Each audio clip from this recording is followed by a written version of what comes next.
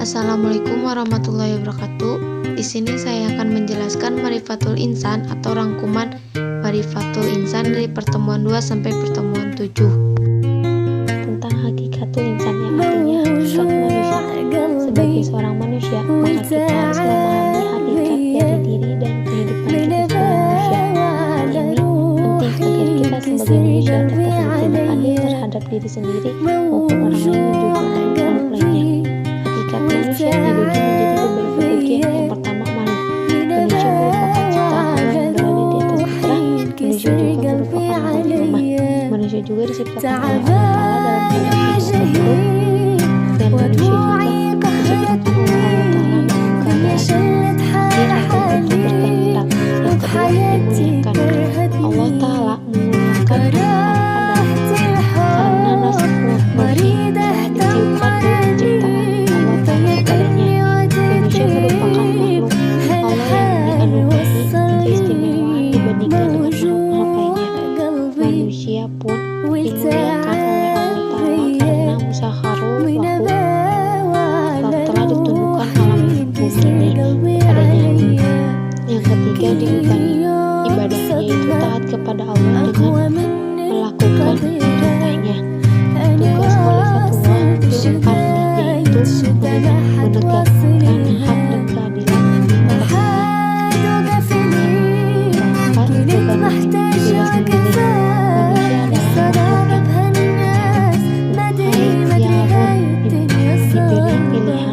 apakah memilih al-iman atau al-kufur. Yang kelima, barisan.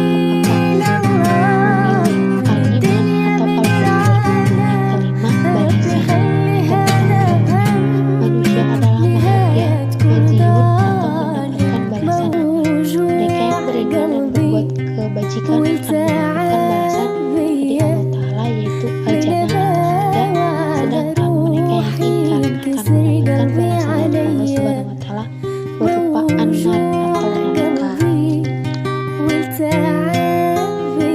atau neraka. Atul insan, yang artinya potensi manusia. Pengertian potensi dari berbagai pandangan. Potensi adalah kemampuan yang mempunyai kemungkinan untuk dikembangkan, kekuatan, kesanggupan, dan daya. Potensi menurut pandangan Islam. Potensi manusia adalah suatu anugerah yang Allah berikan karena Allah menciptakan manusia dalam bentuk yang sangat sempurna dengan kemampuan. Maka dari itulah Allah membekali manusia dengan segenap potensi yang ada dalam dirinya. Potensi manusia dibagi menjadi 3. Yang pertama, potensi pendengaran. Pendengaran secara bahasa adalah kemampuan untuk mengenai suara, yaitu mendengarkan ajaran-ajaran agama Allah yang disampaikan padanya oleh Rasulullah. Yang kedua, potensi penglihatan. Penglihatan adalah kemampuan untuk mengenali cahaya dan menafsirkannya. Yang ketiga, potensi hati. Hati adalah raja yang mewakili semua kegiatan yang berawal dari roh. Tipe manusia dibagi menjadi 2. Ada yang amanah dan ada juga yang khianat. Manusia yang amanah tentunya dia telah mempertahankan posisinya sebagai khalifah di dunia, dan hendaknya manusia yang khianat menyadari akibat khianat terdapat tugas ibadah akan kembali kepada dirinya sendiri. Ma'rifatul insan. Bagian keempat yaitu nafsul insan, yang artinya jiwa manusia. Nafsul insan mempunyai 2 kata, yaitu nafsul dan insan. Nafsul berarti sebuah perasaan atau kekuatan emosional yang besar dalam diri seseorang manusia. Sedangkan insan berarti manusia atau dirinya sendiri. Nafsul insan dibagi menjadi 3 bagian, yaitu nafsul mutmainnah, ruh di atas hawa nafsu atau ruh lebih kuat daripada hawa nafsu. Pada nafsu ini, manusia akan berorientasi atau punya kecerdasan untuk selalu berzikir di setiap keadaan dalam rangka mengontrol diri. Yang kedua, nafsu lawamah, ruh tarik-menarik dengan nafsu atau menyesali diri. Pada kondisi ini, akallah yang paling berperan dan akan terjadi konflik batin yang keras antara keinginan beramal soleh dengan kecenderungan untuk berbuat maksiat. Yang ketiga, nafsul amarah, ruh di bawah pengaruh hawa nafsu, atau nafsu yang selalu menyuruh pada keburukan. Pada kondisi ini, manusia akan dikuasai oleh syahwatnya, keinginan untuk bersenang-senang, dan berikutnya akan selalu menyuruh untuk melakukan hal-hal buruk atau maksiat. Na'udzubillahi min dzalik. Ma'rifatul insan bagian kelima yaitu sifatul insan, yang artinya sifat manusia.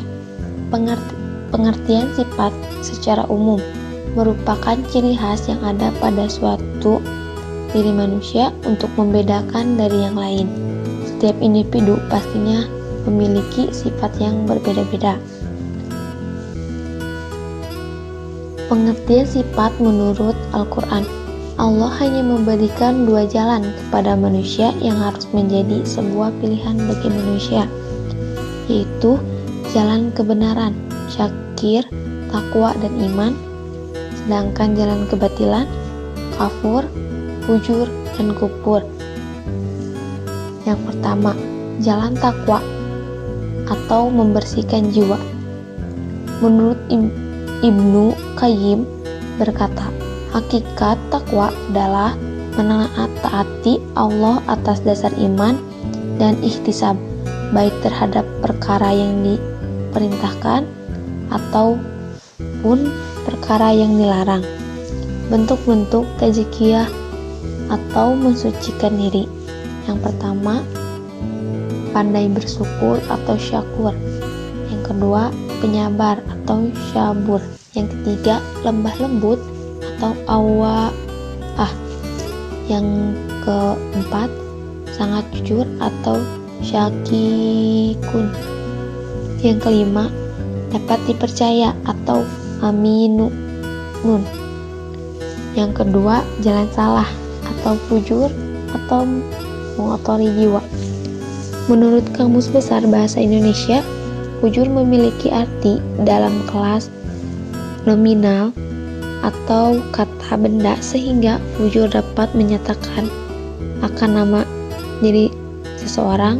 Sedangkan menurut para ulama, al-tadsyiyah atau pengotoran jiwa adalah menenggelamkan jiwa ke dalam dosa dan kemaksiatan. Bentuk-bentuk tadsyiyah.